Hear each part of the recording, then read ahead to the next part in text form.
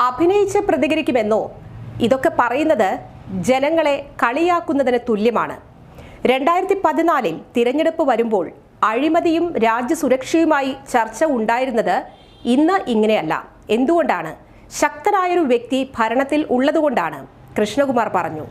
പത്മജയുടെയും അനിൽ ആന്റണിയുടെയും എല്ലാം വരവ് BJPക്ക് വലിയ നേട്ടമാണെന്നും കൃഷ്ണകുമാർ അവകാശപ്പെട്ടു. തങ്ങളുടെ അച്ഛൻ ഒന്നും പറഞ്ഞതല്ല ശരിയെന്ന് അനിൽ ആന്റണിയും പത്മജയുമൊക്കെ തിരിച്ചറിഞ്ഞു. മോദിയാണ് ശരിയെന്ന് പറഞ്ഞ് അവർ വരുമ്പോൾ അത് എത്രമാത്രം ശക്തി തരുന്ന കാര്യമാണ്. വലിയ നേട്ടമാണത്. കേരളത്തിൽ താമര വിരിയണമെന്നത് തന്നെയാണ് ആഗ്രഹം. എന്തായാലും വിരിഞ്ഞിരിക്കും. തുടങ്ങിയിട്ടേയുള്ളൂ നമ്മൾ പ്രക്രിയ. മോദിജി ഇറങ്ങുമ്പോൾ കാര്യങ്ങളൊക്കെ മാറും. പ്രചരണത്തിന് സമയം വൈകിട്ടില്ല. സോഷ്യൽ മീഡിയ അടക്കമുള്ള ചാനലിലൂടെ വളരെ പെട്ടെന്ന് തന്നെ വോട്ടർമാരിലേക്ക് എത്തും. വരും ദിവസങ്ങളിൽ പ്രചരണം ശക്തമാക്കുമെന്നും കൃഷ്ണകുമാർ പറഞ്ഞു.